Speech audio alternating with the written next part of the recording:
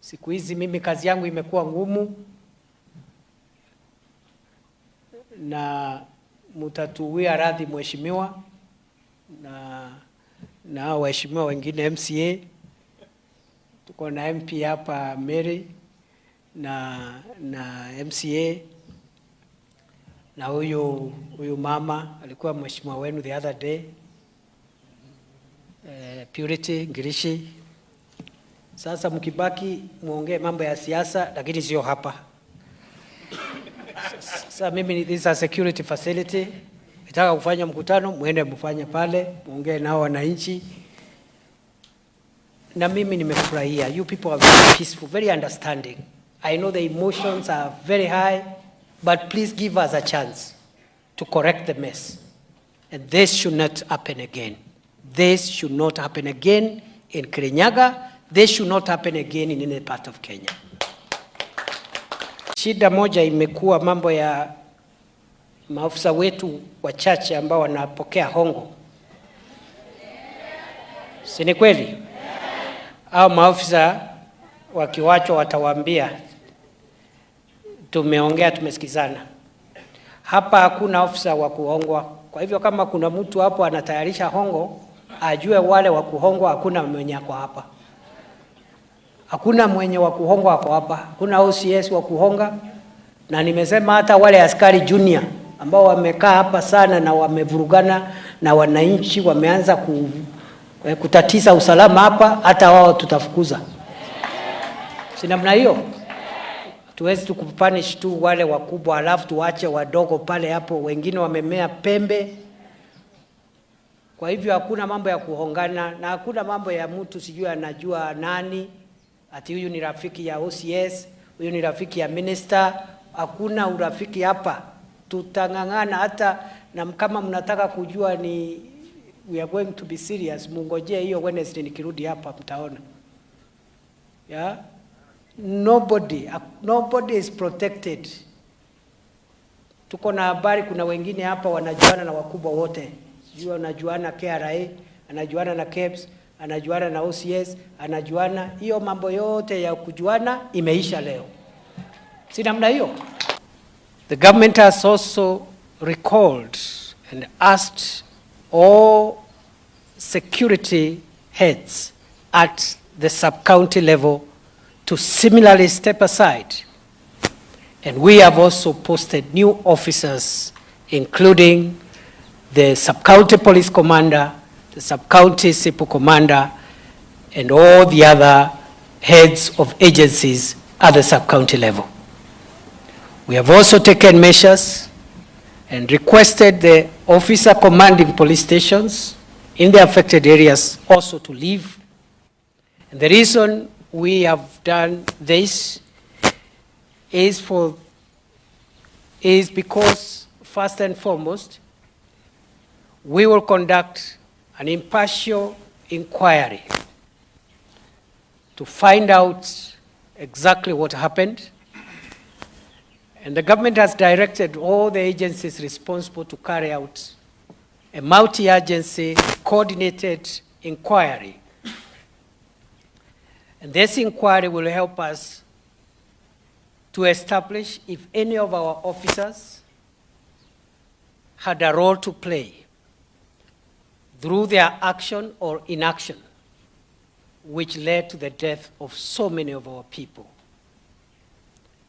I want to promise on behalf of the government of Kenya that any officer, any public official from whatever agency of government who may have contributed to this terrible loss of life will have to face not only removal from the public service, but also we will prosecute each one of them.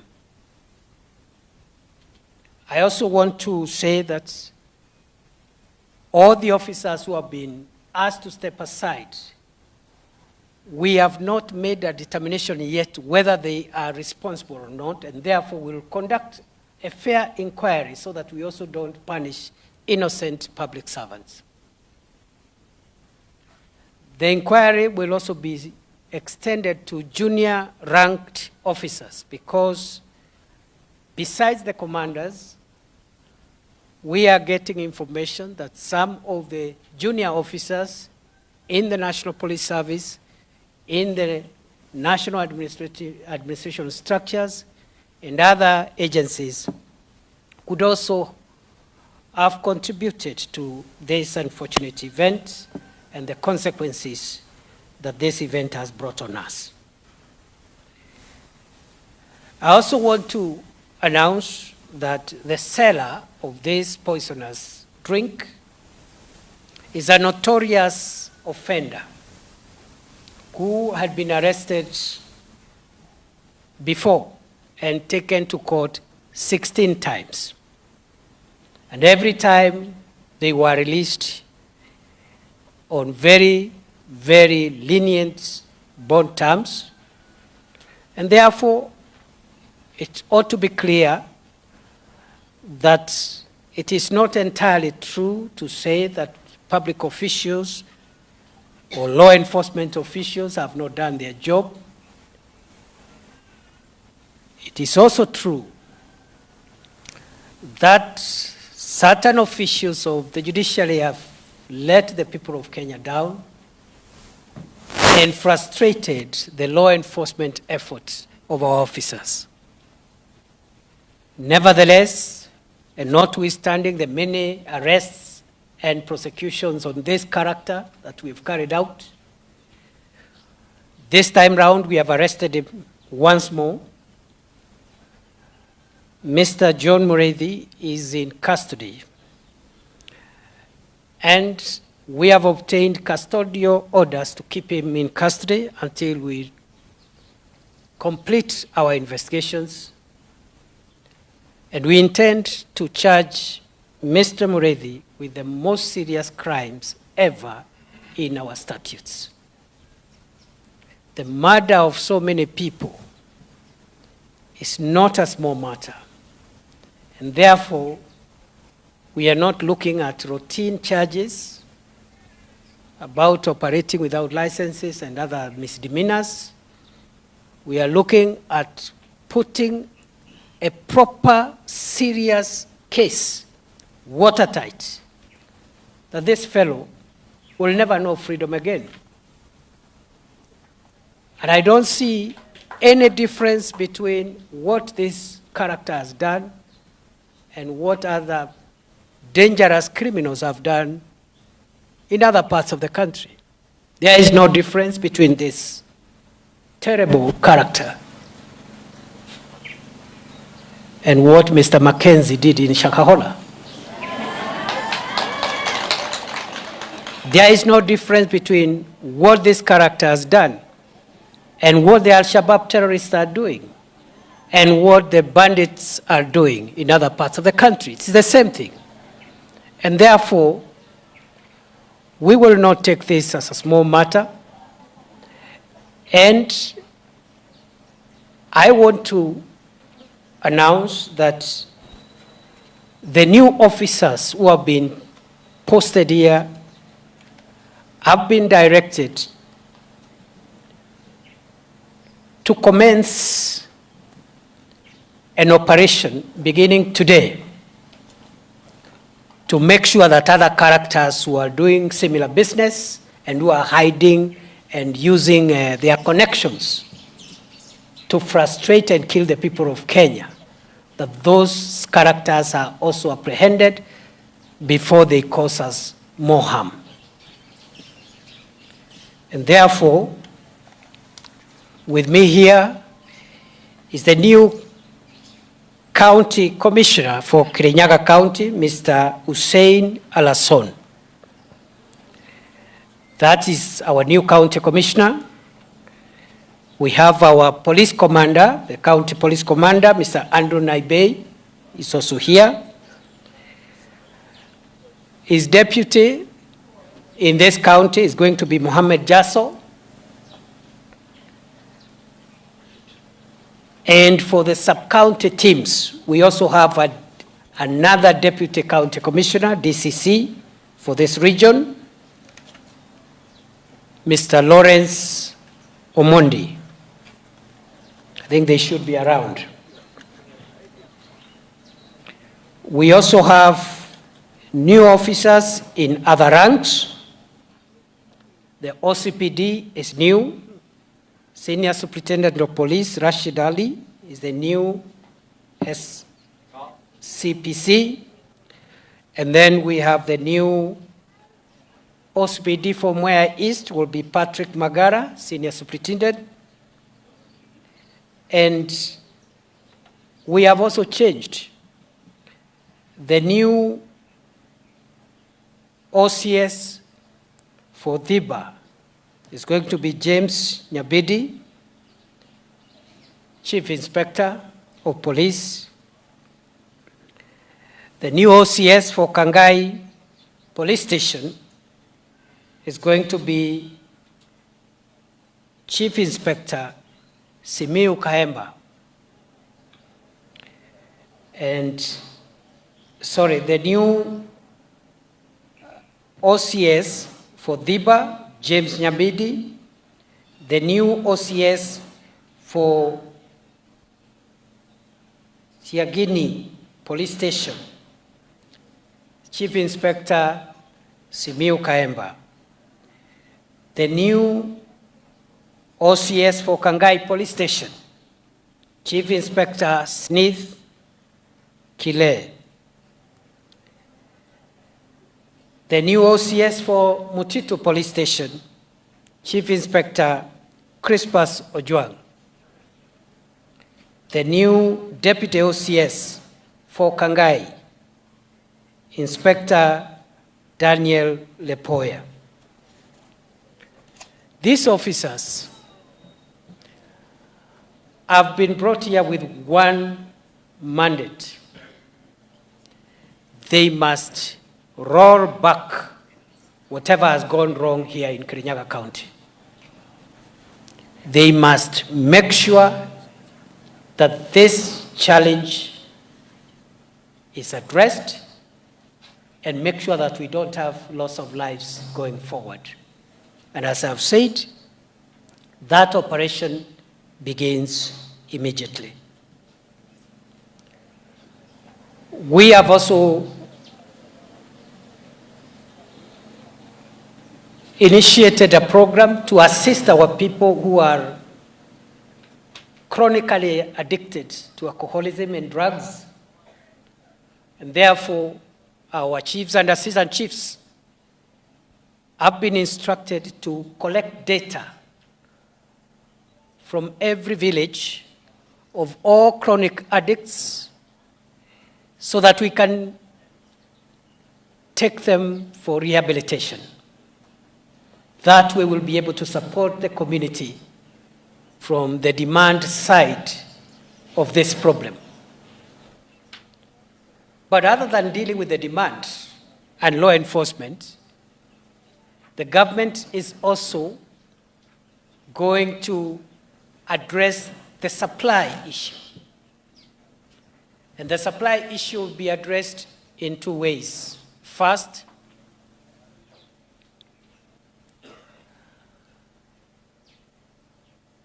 we have directed the county security teams to liaise with county governments to review all licenses of all bars in this county and to shut down all unlicensed outlets.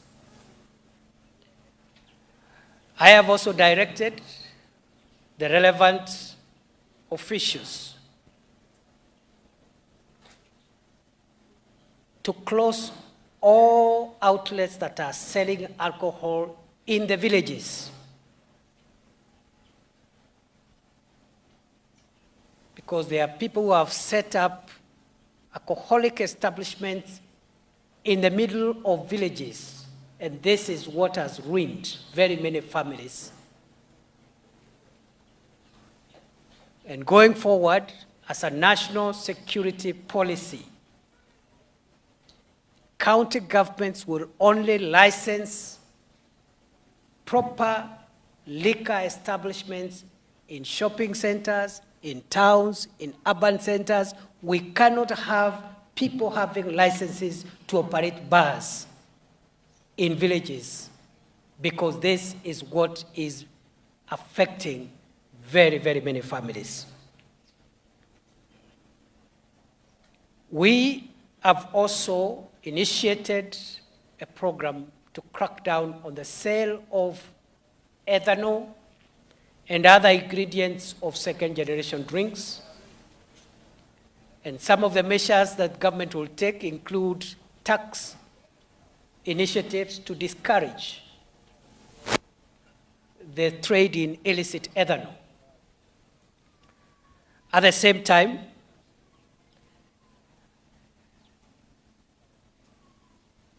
of terrorism and banditry by having a continuous, permanent operation until this problem is gone. So we don't expect short fixes. It's not a 2 months operation, 6 months, 1 year, 2 years. We are going to stay on this operation as long as the problem exists.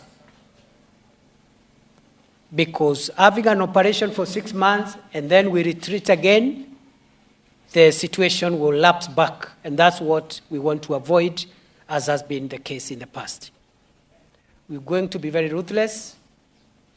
We will deal firmly with manufacturers who are the suppliers of poison. We are also going to be ruthless with the operators of these outlets that are selling poisonous substances. But unfortunately for the members of the public, please hear this, we are also going to be very ruthless with the consumers of poison. Because when you hear your brother, your neighbor, died yesterday from poison, and you wake up to go and look for that poison the following day,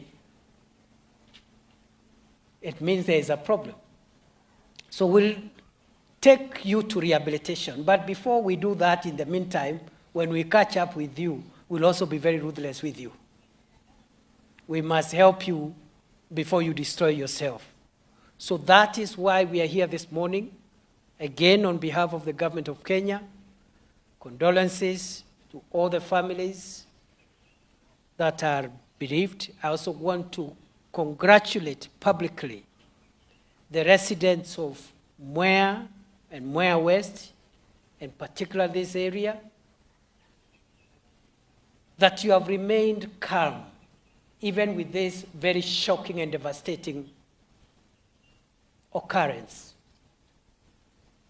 I have been in other parts of the country when there is a security breach. Sometimes members of the public have overreacted. I want to commend you for remaining calm. And in exchange of your calmness and your patience for government to act and address the situation, I promise you that we will stay on this matter and we will have it resolved. We will not have this kind of thing again. So as you lay your loved ones to rest tomorrow, I pray that God will comfort the families and the residents of this area. And I want to tell you, from now, the same way you have seen me in the Rift Valley, in the fight against banditry, the same way you have seen me in Boni Forest in northern Kenya in the fight against Al-Shabaab, I am going to be now a frequent visitor in Kirinyaga and other counties in central Kenya until we get rid of this problem, because it's still a big problem. So, vile unasikia kila siku niko Baringo, niko Turkana, niko Lamu, niko Mandera. Sasa hata hii ni janga kama ile janga ya Al-Shabaab na mambo ya banditry. Si ni kweli? Si ni janga kubwa? So hivyo nimeambia wenzangu hawa tunafanya kazi na hao, waanze kazi leo. Na mimi nitakuwa hapa, every week nitakuwa hapa. Na sitakuwa nawaambia wakati nakuja. Sababu nikiwaambia wakati nakuja, mutanipanga munidanganye hapo kwao, alafu mpige saluti, alafu nirudi Nairobi, alafu wananchi wakufe tena. So kila mtu akaze mwenye yako chini yake. Regional team ikaze county team, county team ikaze sub county, sub county muteremuke kwa ma-ICC, ma-ICC kwa huko chini chief na assistant na wazee wa nyumba 10, ndio tukabiliane na hii shida. Sijui kama tunaelewana. So mimi sio ule waziri wa kutangaza sijui mimi ndio huyo nakuja. Mimi nitaamkia tu nitokelezea hapo ofisi ya chief, nione wanafanya nini hapo na OCS hapo. And let me make it clear, we have officers who are doing a very good job. Personally, the people we have brought here to do this work, I have faith in their abilities, unless they let me down. Labda wabadilike, because we looked for the best officers from other parts of the country who can help us solve this issue. We have very good officers. We have very good chiefs, very good assistant chiefs. We have very good OCSs. But the truth is that a few officers are also corrupt and they are bad. They are taking bribes to protect unlicensed bar owners. Some of them are owners of those outlets. So those few officers who are destroying the reputation of the others, I am also going to be on your case. So you have to choose whether you want to remain in uniform as an officer, or you want to be in prison uniform.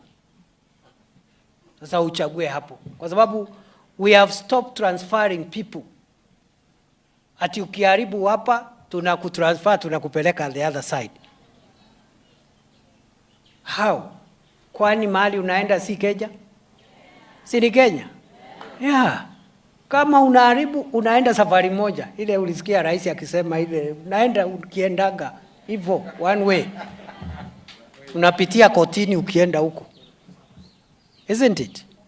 Yeah, we cannot be transferring a problem from Kirinyaga to Nyeri, from Nyeri to Marsabit, from Marsabit to Siaya. No. Ukiharibu, ukipatikana one way, unapitia kotini. Na kama koti itatusaidia unaenda one way kabisa bila kurudi tena ile safari ya mbali. Si namna hiyo? But nimesema maafisa wengi wetu ni wazuri. We are very good officers and we commend them. We will reward you, we will promote you, we will make sure that we give you medals, those who do an extraordinary job. Kwa sababu wengi wamefanya kazi na hakuna hawajatambuliwa. We will make sure we go out of your way to look for good officers from every agency to make them rewarded for their extra effort in serving the people of Kenya. Kwa hivyo watu ya Kirinyaga mimi nawashukuru. Mimi wakati nimesikia wananchi wamekuja hapa nilifurahi. Na nyinyi hamjatupatia matatizo. So please give us a chance to correct what has gone wrong. Hii ni shida ya miaka mingi, imerudikana, shida ya miaka mingi, we are trying to correct it. We will not correct it in a day, but my assurance, we cannot have this kind of mass burials of our people again. We cannot allow. We must prevent this. Kwa niaba ya wananchi, sababu sio vizuri kuongea na kwenda, kama kuna mwananchi mmoja tu aseme kitu, dakika moja kwa niaba, volunteer tu, apewe mic, aongee, ndio pia kama kuna maneno mungetaka tusikie, dakika moja tu. Lakini uongee mambo ya public, sio mambo personal. Si kuja kuniambia ati natafuta kazi nini. Ongea mambo ya public. Ongea mambo ya public. Ongea mambo ya public. Kama kuna mzee ama mama anataka kusema kitu ama kijana, kama hakuna, yes mzee. Huyo kiongozi atuongeleze, mpatie mic.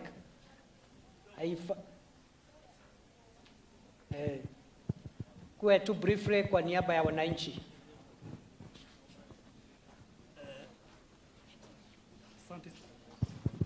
Asante sana waziri kwa kuja siku ya leo kutembelea. Kwa majina mimi naitwa Kariuki Richard, ni mkaaji wa hii town hapa Kandongu. Kwanza kabisa ningetaka kushukuru kwa ile jukumu umechukua kuja kushughulikia kwa hii janga, na tumefurahi vile umefanya kwa mambo ya security. Hiyo tumekupongeza. Hiyo ingine ningetaka kusema bwana waziri, sisi kama wakaaji wa hii area tungeomba tu tafadhali, hata kama ni hizi bars kwanza zifungwe. Wacha tukae bila kukunywa pombe. Wacha tukunywe chai, tukunywe maziwa. Hii pombe hata sasa hivi tunaongea bado iko tu waziri. Sasa hii ukiwa hapa kwa mkutano, kuna mmoja hapa ameletwa, amekimbizwa Kerogoya. Sasa hii juzi wengine watatu wakaletwa tu hapa kwa hospitali, wakakimbizwa Kerogoya. Wawili wakaaga, mmoja ako kwa ward. Sasa tunauliza, napepotea macho. Tunauliza mpaka lini? So tafadhali tungekuomba hizi vitu tufunge kabisa. Si ndio wananchi? Tufunge kabisa. Tufunge zote. Tufunge kidogo. Hata afadhali miezi 2, miezi 3 uangalie hii maneno. Hiyo ingine waziri tungetaka kuomba. Tungetaka kusema hivi. Hii maneno ya sisi kama commissioner. Umesikia ile wananchi wanasema? This is a serious problem. Tafuta watu ya county leo. Mimi nataka nirudi hapa leo, ni siku gani? Friday. Tarudi hapa Wednesday. Huwa mmefanya homework, tukorogane na hiyo kitu bila wanataka. Asante sana waziri. Hiyo ingine ningetaka kuongezea. Kirinyaga mimi narudi hapa Wednesday. Ndio wao wamefanya homework, hiyo licenses ya nini inapeanwa na county nini, tukuja tutangaze kunyorosha hiyo kitu yote, tufunge hiyo mahali yote. Kweli. Si namna hiyo? Na kama kuna ile inajulikana hata haina license, isingoje Wednesday, ifungwe leo saa 8 nikitoka hapa. Na hawa maofficers wako hapa, hawatoki hapa mpaka hiyo to clean up this place. So mimi nawashukuru, asante mzee, umeongea vizuri. Kuna kitu hiyo ingine tu ningetaka kuongezea bwana waziri, ni maneno wale watu tu waliaga hapo hiyo date 26. Kuna wengine wameaga nyuma. Kama wao wawili wa nyumba moja, wa familia moja. Brothers wameenda juzi tu. Tungeweza tu kuuliza serikali, kwa sababu uko hapa, tafadhali hiyo familia ni familia haina uwezo. Tungekuuliza mpaka wao waweke kwa ratiba ya hao watu wengine wameenda, ndio at least tuwapumzishe na familia isisumbuke. Na ukifanya hivyo waziri, tutashukuru kama wakaaji wa hapa. Asante sana waziri. Pigieni hiyo mzee makofi, ameongea vizuri. Serikali itasaidia familia zote ambazo zimeathirika, ikiwemo ile familia ambazo zimepoteza wapendwa wao jana. Na kama mnavyojua, katika hafla ya kesho Mheshimiwa Naibu Rais atakuwa hapo. Kwa hivyo tutapanga hili jamii zote zihusishwe, na Deputy President atatangaza ile intervention tunaenda kuweka kama serikali ya kusupport all the families. Nafikiri nashukuru hao watu, kama ingejulikana ingekuwa possible waanze kujipanga, kwa sababu lazima tufunge hizo sehemu zote. Na sisi tumeshukuru Bwana Sis kwa zile hatua ambazo umechukua wewe binafsi kututembelea hapa. Watu wa hii area Mwea West na Mwea constituency wanapendanga wageni, lakini huu wakati umekuja kusuruhisha hilo jambo, na hiyo hatua tutaifuatilia sisi wenyewe kama viongozi. Sisi tutapeana mwelekeo wetu kama county government, na ningetaka, mimi ni deputy speaker pia wa mbunge la Kirinyaga, ningetaka kukuelezea kwamba licenses zote za baa ziliisha 31st of December. No ndenda gucokeria waziri ngatho ni undu wa guka gutuona riria tuna kieva na riria turamunidi muno. Njoke ndimucokerie ngatho ni undu wa kinyiriria wanyu mukoretwo munaguo kuma o riria twambiririe kulus andu meitu ni undu wa njovi ino ngaranie. Na ota uguo wasiriuga ino njovi ni ngurwo nayo o uria araruire na Shakahola na o uria araruana au shababu ona guku Mwea ekurwa na njovi iyo o uguo. Ithe muturone ni araruire na Shakahora egukiremwo ni njovi. Njovi ino ni amwirira na ni njui na ndione mavwivoko ati ona njovi ino ni kuthira na andu meitu matigucoka gukua ni undu wa njovi guku Mwea. Ndimwire muikare mukiririirio uguo mukiririirie na nitugwika o uria tukuvota niketha tunine njovi Mwea.